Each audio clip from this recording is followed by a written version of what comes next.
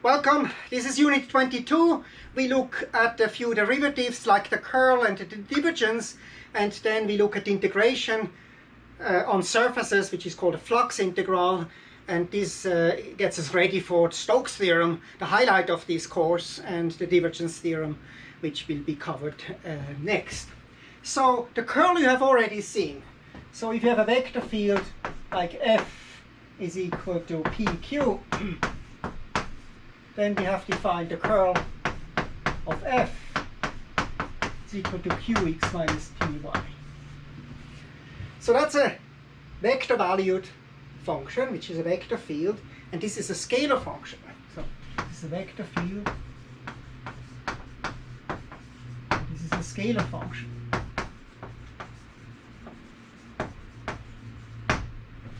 Like you have seen vector fields like this, right? And then we have the curl of F. This is P, this is Q, this is 2x minus Py minus x, this is x. So this vector field has the curl x, and the vector field which we have seen earlier, this vector field is very important. This vector field here has only a vertical component, right? It's going up like that. So this has a curl, and the curl is constant in this case. It's constant.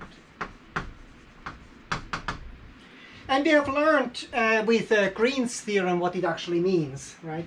When we take a little circle here, going around, and what happens is if we integrate over the region, so this gives us a region,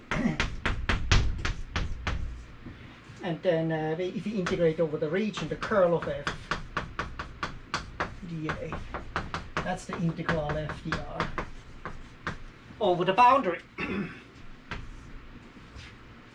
So that was Green's theorem.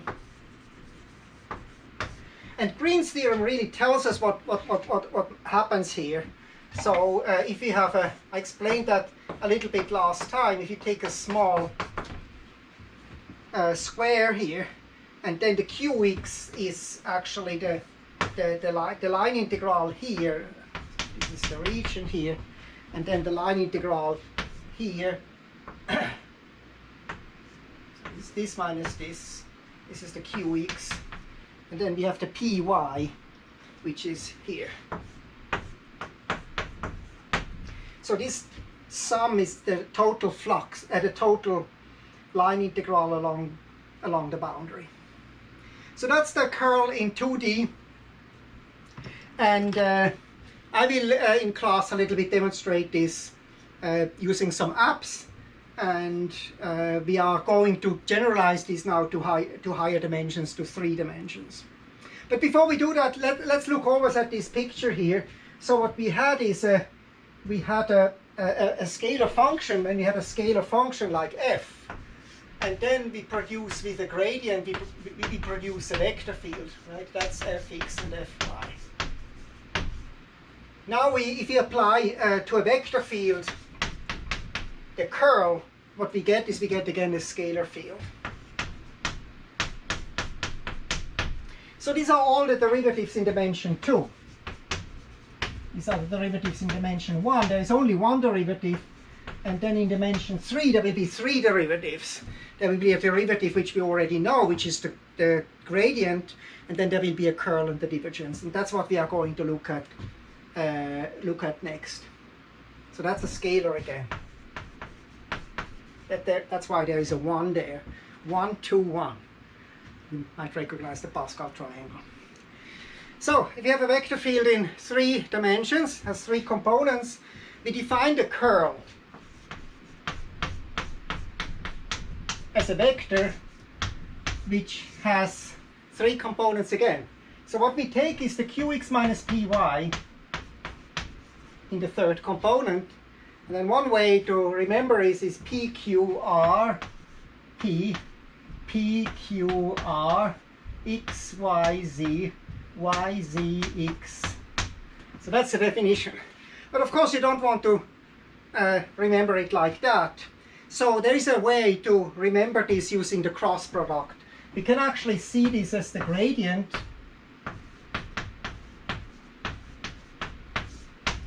cross f. Just write it as PQR here.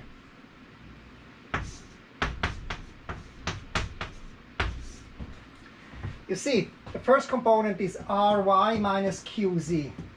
The second component is Pz minus Rx. The third component is Qx minus Py. For example, if f is equal to minus yx1 here, which is when you look from above, you see this vector field like that, right, twirling around. But then there is a z component which goes up. So what happens is this vector field is kind of going like that. It's twirling around here. It's getting bigger outside. It's hard to draw that, but the flow lines are easier to draw. So the flow lines will be all kind of spirals which go up. So these are the flow lines. They are spirals. And let's compute the curl in this case. So the curl of f, so that's nabla, which is dx, dy, dz cross, and then we have minus yx1. And so what we have is the first component is 0. The second component is also 0. And the third component is 1 minus 1, it's 2. So the curl in this case is a vector field which is always pointing upwards here. So this is the curl of f.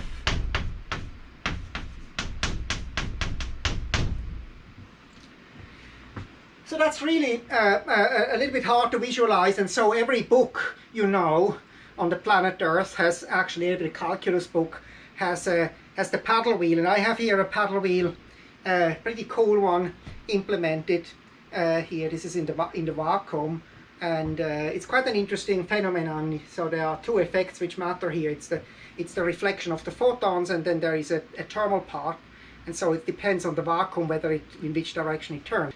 But what happens is the picture is like that. So I brought it just because of the picture.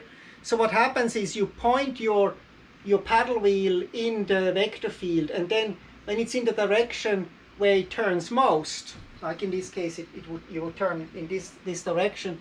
There in this direction it would the maximal turn direction. That's the direction in which the paddle wheel, the direction of the vector field. Curl of f, and the speed with which it turns is the length of the vector at that point. It's a little bit a strange object. It gets you from a vector field f, again a vector field here, so that the gradient gets you from a scalar field with one component, a vector field, and the curl gets you from a vector field, again a vector field. So that's the, and then we have seen one important identity, which is that the curl of a gradient field is equal to 0. That was a homework. You have done that checked in a homework. So when you look at that, you can actually check it here. When you take p is equal to, if this is equal to fx, fy, fc, right? Then you get fzy minus fyz, and by Clairaut this is all 0. So this is 0, this is 0, this is 0. So that's an important identity. So if you have a vector field, again in space, and we compute the divergence, what we mean is the following expression, px plus qy plus rz. And so this measures an expansion of the field. Let me just take some example, kind of just a generic example.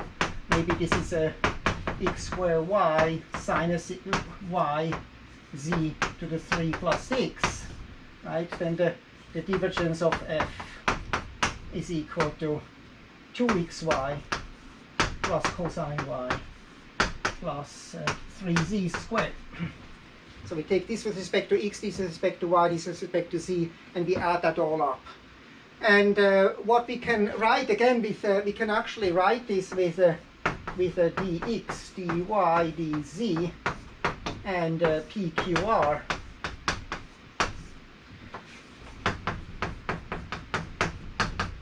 So before it was the cross product for the curl, but now what we have is we have just a dot product. So an important example is maybe if you take f is equal to x, 0, 0. So that's a vector field which is in the x direction, it gets bigger and bigger and bigger. And so you see kind of what happens is there is some expansion going on. You let this flow, it gets bigger. So the divergence measures some kind of expansion while the curl measures some kind of rotation. Rotation of the field, and that is an expansion of the field. But it's important that this is a scalar. So when you look at the Pascal triangle, that's what you see, right? If the divergence gets you from 3 to 1 again, it gets you down again to a scalar. Gradient gets you to a vector field, curl gets you from a vector field to a vector field, the divergence gets you back to a scalar. So that's the divergence. Let me just state one important identity, and so an identity which you should know, which is the divergence of the curl of f is always 0. It's constant 0 everywhere. And you can check this, right, when you take the, it's again Claro, right, and we have qx minus py, pqr, xyz, yz, So when you take the dx, dy, dz, you dot it. You see what you get is, you get the ry, just write this, I think I can put it here all. So what we have ryx minus qzx plus pzy minus rxy plus qxz minus pyz. And now it's Candy Crush time. Ryx and rxy, right? That crash, and qzx and qxc, also that matches. And let's take the yellow pzy and pyz also. See, Claro is again your friend here, and you see that is equal to 0. So that's the proof that this holds. So we have two important identities. The first identity is that the curl of the gradient is 0. The second identity is the divergence of the curl is 0. And these are important identities to remember. But you will see kind of the meaning of all these derivatives. These are all the derivatives we have in multivariable calculus.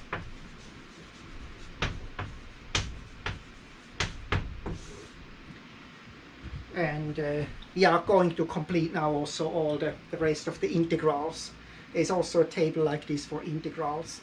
And where we have the line integral here, the double integral, we have the line integral. That's missing, and that's the triple integral. So all the integrals we have ready except the flux integral, which we are going to look at next. So in this lecture, the parameterized surfaces come back. But now they come back with vector fields. So what we have is a vector field here.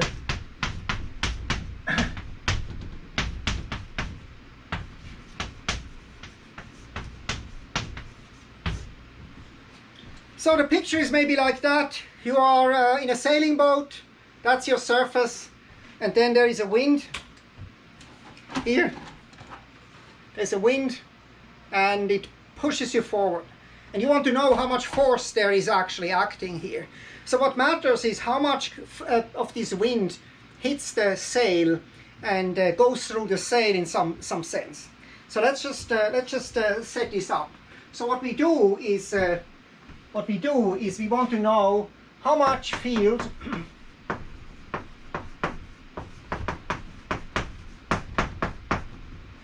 passes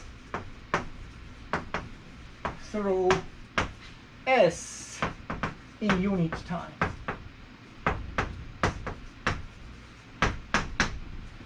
And that's what measures what the flux does. So what we do is we integrate over r. So this gives us du dv, and then we take the vector, the vector field at r of u of v. So that's what we have here. So let me just draw that. Maybe this is the surface here. This is r of u of v, and then we have a f of r of u of v. So that's the vector field at the point r of u of v, which is the point x, y, z in space. So we are in space here. It's a sail of the sailing boat, for example. And now we want to kind of see how much goes through. And so here comes an idea we have seen early in this course. What we look is how much goes through here. What is the volume of that part which goes through here? And the volume we have seen is just a triple scalar product, which is the dot product, and then we have a RU cross RV. So RU and RV, I remind you, RU and RV, they are tangent here, and then du dv. And that's called the flux. And abbreviated, we just write also like that, f ds. So this is this is a shorthand notation for this. So what this means is how much of this field goes through that surface in unit time. So this is in unit time. You already flow for a unit time, and you see how much actually has gone through here. Okay, one first application is when you look at the surface like a solar panel. Maybe this is a solar panel here, maybe in the XY plane. Maybe from -2 to 2 and from -1 to 1 x. So this is a solar panel, and then you have a sun coming in. Actually, I have here a tiny little car which illustrates this. It works outside in the bright sun. So what we have is let's maybe take a vector field. So this is the sunlight. So f, let's take a maybe 2 plus x y square 3 minus 3 plus z. So that's a vector field, and this is a surface S, and we have it parameterized. Maybe we have it parameterized r of x and y. Simplest parameterization is x, y, 0, and in this case rx cross ry,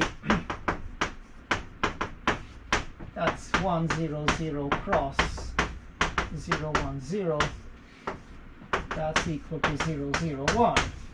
So what happens is this is in this case the surface is oriented upwards.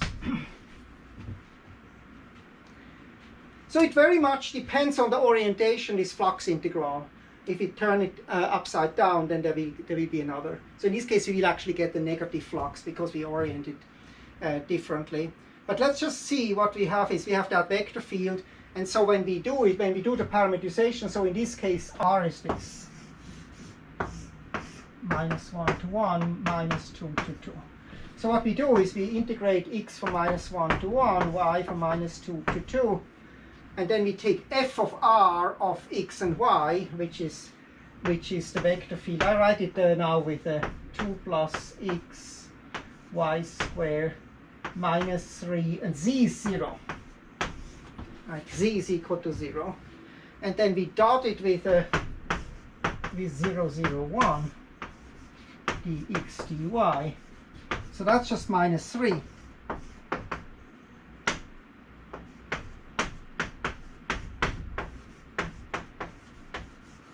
Actually this is dy dx. This was dy dx. That shows a dy dx integral. Doesn't matter here because it's a rectangle, but it matters that we match it. And so in this case it's the area times -3. So the area is 4 times 2 is 8. So that's -24. So that's in this case the flux. In class a little bit about my lunar deed. I have a property on the moon of the size of Manhattan, bought about 10-15 years ago, and it's pretty cool to have property on the moon, and so we will buy a station there. So we make a few problems about that. Another application we have seen is kind of wind. When you take wind, is kind of how much wind, when you take the wind, go wind.